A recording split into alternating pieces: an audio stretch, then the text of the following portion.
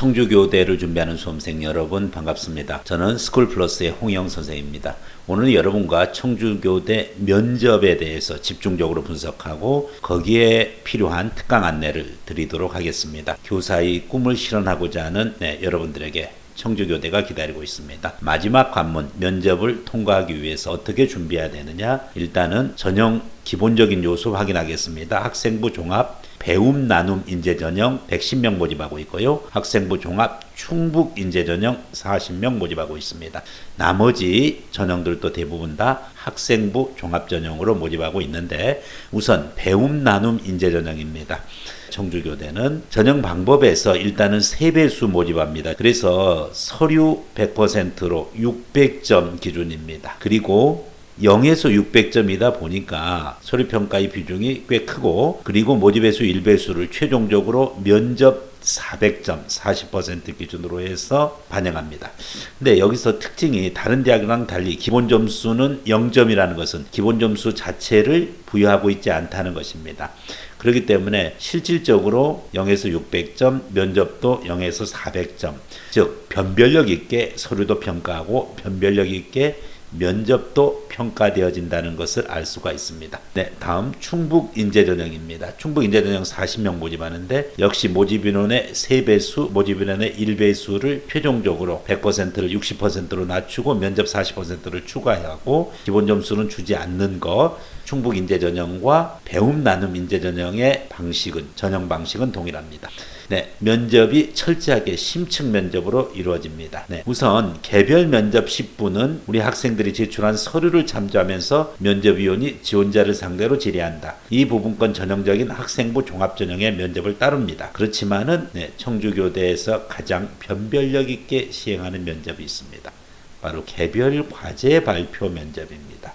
준비 시간 10분을 주고 발표 5분을 하고 교수님들이 또 그 발표한 거에 대해서 5분 동안 Q&A 하겠습니다. 자, 특정 주제와 관련된 자료를 일단 줍니다. 굉장히 지문이 길어요. 그 자료를 분석하여 자신의 생각을 발표합니다. 구두 발표를 원칙으로 하며 칠판 같은 경우도 쓸 수가 있습니다. 전형적인 PT 면접이라고 하죠. 면접의 평가 영역을 보면은 교사로서의 적성 인성, 교사적 인성 면접이라고 보면 되고, 문제 해결 능력, 의사소통 능력, 청주교대에서 요구하는 인재상을 종합적으로 판단을 하는 부분이고, 이 부분 것은 우선적으로 개별 제출 서류 기반 질문에 의한 구술 답변 내용, 이 부분 것이 바로 개별 면접 10분에 해당하는 부분이고, 개별 과제 발표는 대학 자체 개별 문항에 대한 구술 답변 내용, 이 부분이 개별 과제 발표 면접이 되겠습니다. 일단은 2019학년도 기준으로 어떻게 평가를 했는지 확인해 볼 필요가 있습니다. 배움 나눔 인재 보시면은 서류 성적이 600점 만점에 500점 이상은 아예 없습니다. 그리고 이것은 합격자들의 수입니다. 400점 이상이 12명일 뿐이에요. 500점 이상은 안 나왔다고 보면 됩니다. 350점 이상이 64명, 즉 서류는 물론 300점 이상 한 명은 있긴 하지만은 600점 만점에 350 이상이 되어야지 합격이 가능했고, 또 500점 이상은 안 나왔다, 이렇게 보면 됩니다. 400점 이상의 몇 명 있을 수는 있어요. 500점 이상자가. 그렇지만은 12명인 걸로 봐서는 쉽지 않죠. 다음 면접고사는 400점 만점에 보면은 배움 나눔 인재가 300점 이상이 1명에 불과합니다. 250점 이상도 6명이고요. 200점 이상이 22명, 150점 이상이 38명, 즉 400점 만점에 150에서 250 사이에 집중적으로 분포되어져 있다. 자, 그러면은 배움 나눔 인재를 통해서 최종 합격을 하려면 어느 정도 수준이 되어야 될까요? 봤듯이 350점 이상이 64명이었고요. 여기서 150점 이상이 38명이었습니다. 가장 많은 점수 분포대를 봐도 두 개 합치면은 불과 500점대밖에 안 됩니다.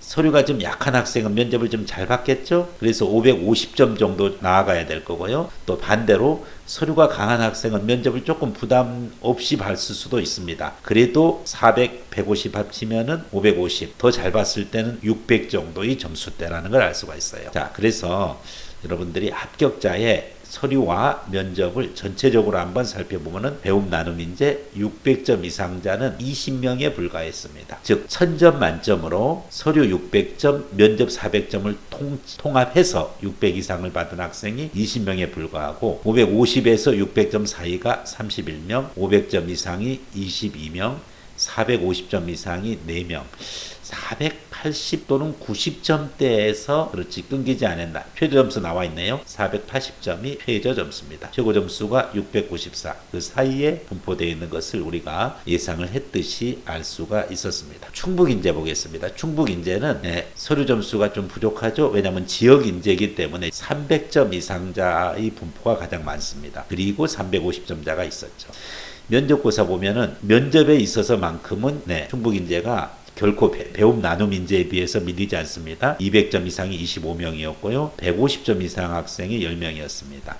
즉 배움 나눔 인재는 150점대 이상이 가장 많았지만 충북 인재는 오히려 200점대 이상이 면접대가 더 많았다는 걸 알 수 있습니다. 다만 서류 점수에 있어서는 충북 인재가 좀 더 부족하다 보니까 가장 많은 300점대 이상과 200점대 이상을 따지면 500점대 이상의 합격자를 볼 수가 있을 겁니다. 예상했듯이 500점대 이상이 가장 점수가 분포가 많이 나와 있습니다. 22명, 550점 이상 10명, 600점 이상 8명이고 650점 이상은 없었습니다. 자, 여기서 이제 봤듯이 최저 점수가 500점이고요. 최고 점수는 631점이 되겠습니다. 이 정도 여러분들이 기반을 좀 알고서 구체적으로 들어가겠습니다. 면접 방식입니다. 배움 나눔 인재와 충북 인재고 나머지 학생부 종합전형도 동일하게 치러집니다. 개별 면접이 있고 개별 과제 면접이 있다. 개별 면접은 학생이 제출한 서류를 기반으로 하고 개별 과제 면접은 청주교대에서 별도로 출제된 과제를 주고 발표하는 면접이다. 개별 면접 10분입니다. 제출 서류를 바탕으로 면접위원이 지원자를 상대로 질의하고 인성에 초점을 맞춰 예비교사로서의 자질 및 교직 적성, 교직 인성 능력을 평가한다. 청주교대 인재상 적합도입니다. 교직 인적성, 창의적 탐구의 역량, 변화 리더십, 의사표현 능력 당연히 중요한 요소가 될 것입니다. 자, 여러분이 힘들어하는 건 개별 과제 발표입니다. 발표 시간 5분을 발표하기 위해서 10분 준비하고 그렇게 해서 총 15분이 소요되는데 추가로 교수님들의 Q&A가 있을 수가 있습니다. 시행 방법, 구두 발표 원칙으로 하고 평가 방법은 주어진 자료를 분석해서 자신의 생각을 발표하는 과정에서 교사에게 요구되는 학습 능력과 의사표현 능력을 측정 평가한다. 평가 항목에서는 다음에 두 가지입니다. 문제 해결 능력과 의사표현 능력입니다. 특히 문제 해결 능력에 있어서 여러분들이 문제를 어떻게 인식하고 있고 자료를 제대로 분석하는지 근거를 잘 제시하는지 조직화해서 발표를 잘하는지를 보는 겁니다. 의사표현 능력, 발표력을 보는 거죠. 교사로서 당연한 거죠. 자, 과연 청주교대 자체 분석한 내용을 보면은 개별 면접은 인성 면접으로 해당하고 파악하고 개별 면접에 해당하는 내용들 그런 부분들이기 때문에 무난하게 답변할 수 있다. 그리고 대신에 좀 깊이 있게 들어가는 거 있습니다. 지도자적 역량, 진로 선택에 대한 이유, 근거, 적합성 등을 파악하기 위한 심층적인 질문도 있다라는 사실을 알면 되겠습니다. 개별 과제 발표, 발표하는 방식이라고 말씀드렸고요. 2019년도 개별 과제 발표 문항 예시입니다. 공유 경제에 대해서 출제되었습니다. 쉐어링 이코노미 부분이죠. 그래서 자료 1번의 제시문을 보시면은 제시문이 상당히 깁니다. 이걸로 아직 끝난 게 아니죠. 또 있습니다. 여기까지 해서 제시문이 아주 길게 나오고 자료 2가 또 나옵니다. 그래서 공유 경제 부분인데 반대로 택시 생존권 사수 결의대회와 관련해 가지고서 공유 경제가 확대될 때 택시 생존권 부분 문제가 되어지는 걸 알 수가 있는 거죠. 그렇지만 또 공유 경제의 장점 카풀 사업 확대를 해야 되는 것이 공유경제의 과제라고 하면은 택시 생존권 사수 결의대회는 카풀 사업의 확대 움직임을 막기 위한 시도라고 볼 수가 있죠.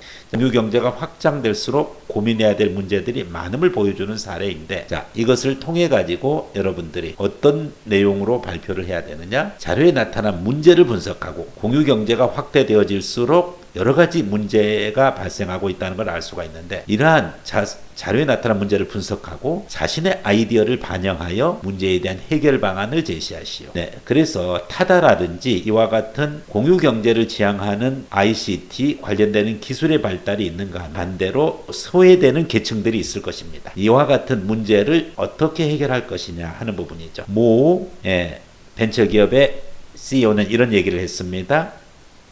트랙터를 개발하는 사람이 농부의 일자리까지 걱정해야 됩니까? 하는 유명한 말을 남겼습니다. 여기서 알다시피 트럭대 개발은 바로 기술의 발달, 공유경제의 발달로 보면 되고, 그리고 농부의 일자리가 바로 나타난 문제이죠. 네, 이것을 어떻게 여러분들은 해결할 수 있을까 하는 부분 것의 심층 면접에 해당합니다. 개별 과제 문항을 보면은 고등학교 교육과정을 이수하고 일반적인 사회 문제에 대한 관심 있는 수험생이라면 자신의 생각을 표현할 수 있는 수준으로 보고서 청주교대는 출제했다라고 하는데, 과연 제시문들을 봤을 때 이것을 얼마나 조직화해서 면접장에서 교수님들 앞에 당당하게 발표할 수 있을 만만치가 않습니다. 어렵습니다. 따라서 저희 스쿨플러스 팀에는 면접이 정석 팀, 저도 저자도 있는 이와 같은 교재의 교대 부분 것을 섹션을 따로 만들어서 집필을 했고, 그리고 여러분들에게 스쿨플러스 강좌를 통해서 여러분들이 원하는 청주교대 면접 특강을 마련해 놓았습니다. 반드시 풍부한 자료, 그리고 1:1 개별 면접,